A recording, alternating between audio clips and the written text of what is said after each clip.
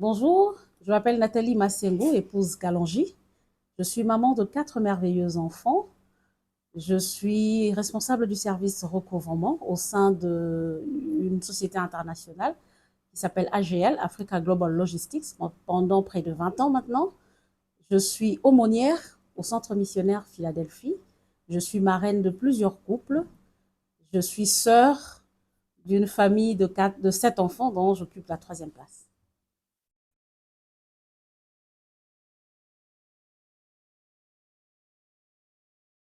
Selon mon entendement, une relation toxique peut se définir comme si, premièrement, une relation, c'est une union entre deux personnes.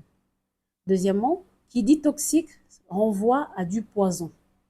Donc, la relation toxique, selon moi, peut se définir comme une union dans laquelle les personnes ne s'épanouissent pas.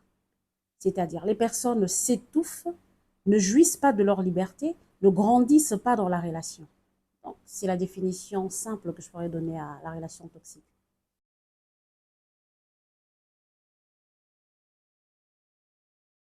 Partant de mon expérience, la toxicité dans une relation s'installe de manière crescendo. Donc, il y a d'abord la personne toxique qui installe un climat de dépendance affective sur la personne qui est victime. Tout au départ, c'est beaucoup d'attention qui est donnée. Il y a une dépendance qui s'installe, au fait. On met la personne dans une condition telle que c'est toi que je veux, toi et toi seul. Je te veux pour toi-même. Une possessivité excessive. Deuxièmement, il y a l'isolement. La personne toxique a tendance à isoler sa proie, excusez-moi pour le terme, comprenez, pour pouvoir manipuler la personne. Il y a une manipulation qui se fait tout autour de cela. La manipulation est affective, la manipulation, elle est psychologique pour pouvoir atteindre cette dépendance que j'avais annoncée au début. Après, ce qu'on constate, c'est quoi? De la part de la personne manipulée, il y a une perte de confiance en soi qui s'installe. Avant toute décision, avant d'avancer, on a tendance à se tourner vers la personne toxique qui vous a fait comprendre que tout dépend de lui. La bonne manière de faire les choses, c'est selon lui et que vous n'êtes rien sans lui. Au fur et à mesure, ça avance. Vous en faites pas. Les personnes qui sont victimes des relations toxiques ne sont pas toujours des personnes moins intelligentes, non. Pour la plupart des cas, ce sont des personnes qui sont intelligentes, ce sont des personnes qui sont autonomes, indépendantes. Financièrement, ce sont des personnes qui sont établies, calmes et installées. Seulement, à cause de cette dépendance, cette manipulation psychologique qui a été faite, se retrouvent victimes et prises dans ce tourbillon-là de sentiments. Il y a la peur de l'abandon.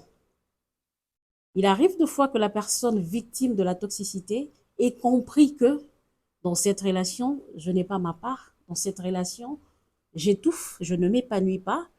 Mais seulement, il y a cette peur-là de se retrouver seule qui fait que la personne reste victime dedans. Quoi qu'ayant compris que la relation est toxique.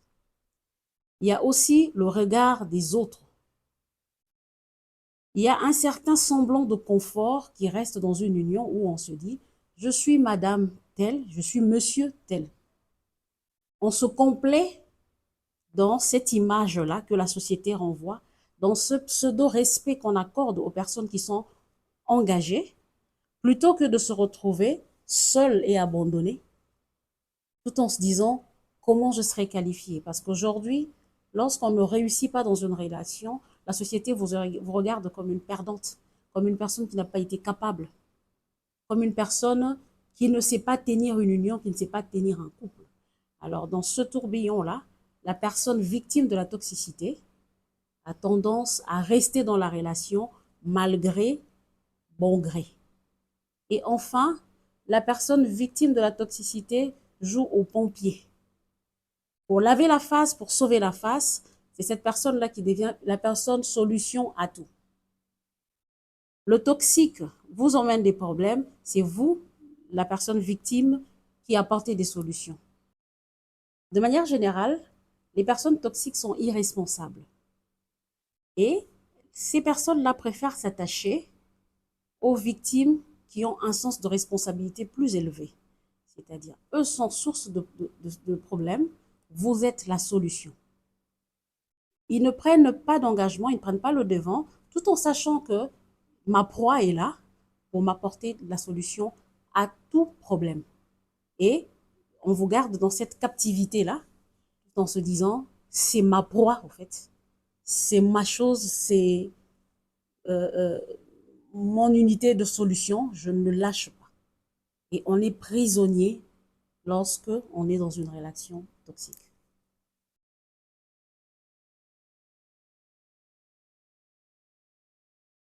Une relation toxique vous dévalorise.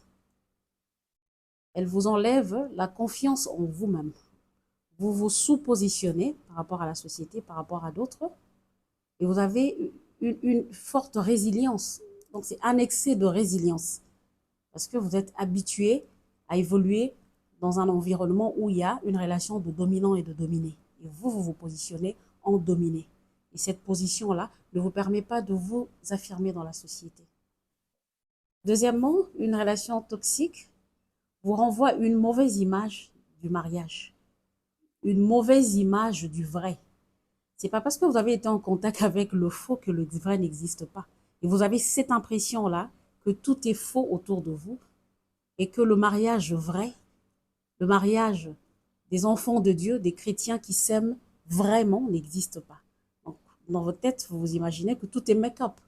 Toutes les personnes heureuses qui s'aiment réellement, vous avez l'impression qu'ils font semblant et qui sont eux aussi victimes de cette même dépendance ou de cette même relation toxique.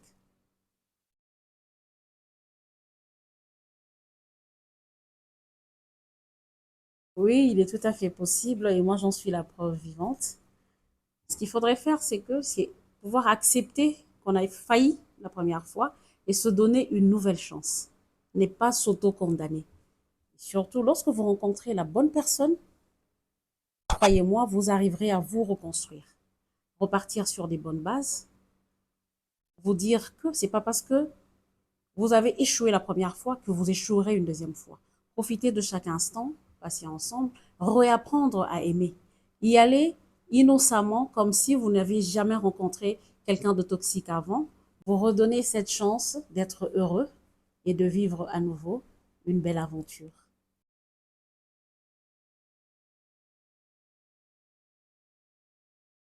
Pour vous qui vivez dans une situation pareille, dans une relation qui est toxique, la première des choses à faire ou à savoir, c'est de ne jamais s'isoler. Vous êtes entouré des personnes, vous êtes entouré des institutions qui sont là, qui existent, qui sont disposées à vous aider. Ensuite, écoutez les conseils, soyez prompte à agir avant qu'il ne soit trop tard. Moi qui vous parle, j'étais prête à quitter la RDC, j'étais prête à m'exiler avec les enfants, donc fuir toute cette étendue de la RDC à cause d'un seul individu. Ah non.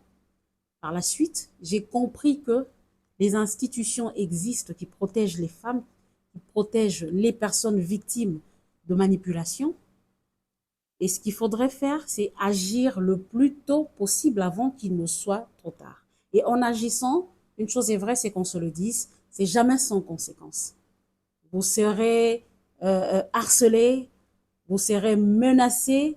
Les conséquences, vous les vivrez même sur le plan sociétal parce que vous allez quitter un confort, un pseudo-confort dans lequel vous étiez pour aller trouver refuge quelque part avant de redémarrer.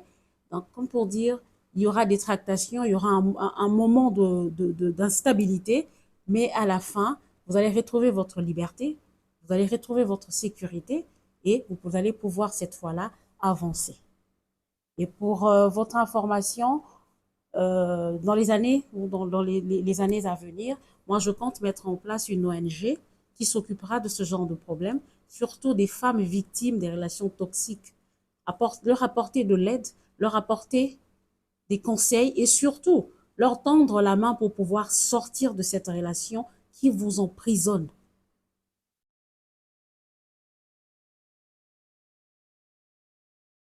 Merci, j'espère que ce moment a été édifiant pour nous tous et que Dieu vous bénisse.